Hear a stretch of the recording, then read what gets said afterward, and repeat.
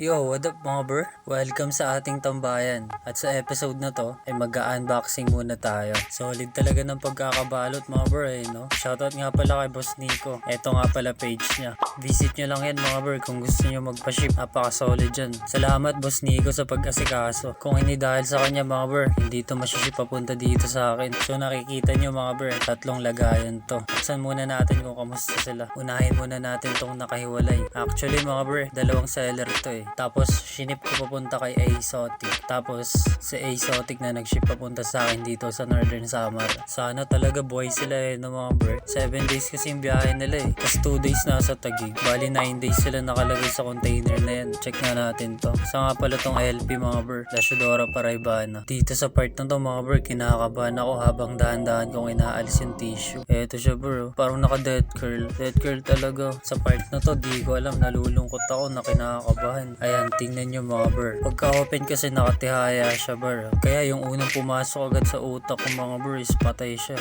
Try nga natin muna palabasin. Dito maligo to mga bro. Kala ko nag-assume kasi talaga ako napatay siya. Kaya yun hinawakan ko yung ano niya galamay. Buti talaga, di naputol. Kita talaga grabe stress niya sa biyahe mga bro. Nagkatanggal-tanggalan talaga ng buhok. Sobrang tagal ba naman ng biyahe. Ayan mga bro, mukha na siyang burat ang puta.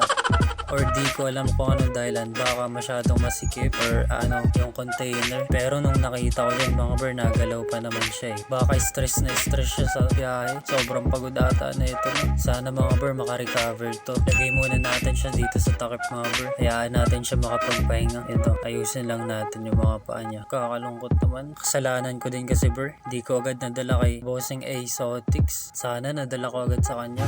Etong dalawa naman mga bro, buksan natin kung ano kalagayan nila.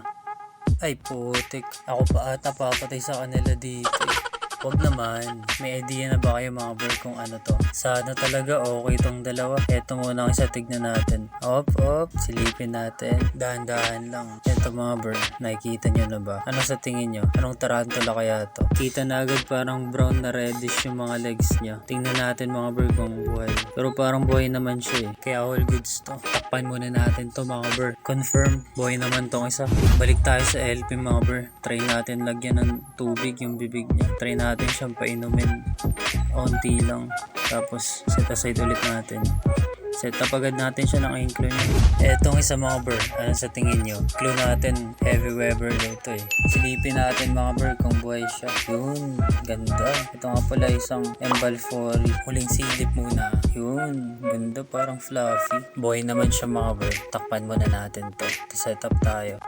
Eto mga bro, temporary enclosure muna. Setapan natin. Nabili ko nga pala to dito mga bro sa local store lang dito sa amin. Tag 45 pesos isa. Kaya yun, binili ko na. Temporary. Order pa kasi ako ng acrylic enclosure nila Ganto sana yung mga gusto ko na enclosure mga bro Pa-comment nyo kung saan makakahanap na ito or makakabili. Habang dahan-dahan natin nilalapag bro. Shoutout nga pala kay Bossing TZ Vibes. Sa kanya ako nakabili ng LP Maraming salamat boss. Shoutout sa'yo. Solid yan mga bro. Misting muna tapos pagpahingayin muna natin to mga bro. Sana makarecover to mga bro. Pangarap ko pa naman LP. Etong isa naman i-rehouse natin. Temporary enclosure lang pala to mga bro. Ganda niya no? Eto nga pala mga bro, isang klase. Sabi sa akin ng seller, si Manny daw Gulat ako, iba kulay ng paa. Pero all goods lang. Mura naman natin siya nabili Dakilang buraot din naman kasi ako Eto, medyo may bald spot din siya sa abdomen niya no? Stress siguro to. Pero buti na lang maganda yung ano niya, kalagayan niya. Hindi siya nanghihina or kung ano man. Ganda niya no? Ungendered pala to nung ini-out tong seller. Sana maging female to mga bro Ganda rin. Solid. Takpan na natin. Lipat naman tayo dito sa isa. Ito siya mga bro. Ito nga pala isang Embalfory. Ganda niya no? Dahan-dahan muna. Medyo bolty din mga ganito Ang laki na din. Mga nasa 5 inch na to Ungendered din to ni out ng seller. Kasama to ng klase. Dalawa sila package. And ayun, sana para silang female. Para matagal pa natin sila makasama dito sa tambayan. At ayun na nga. Tumakbo na. Nag-bolt na. Alalay lang natin, catch cup natin mga bro. Ito nakakilabot talaga to pag to lumakat sa kamay mo Ganito kalaki. Kilabot talaga. Tingnan natin. Wait lang. Eto mga bro, para mas lalo natin makita. Ganda niya no? Para siyang nagbo-blue. Tapos parang up fluffy niya no mga bro. Yan, ganda. One eternity later.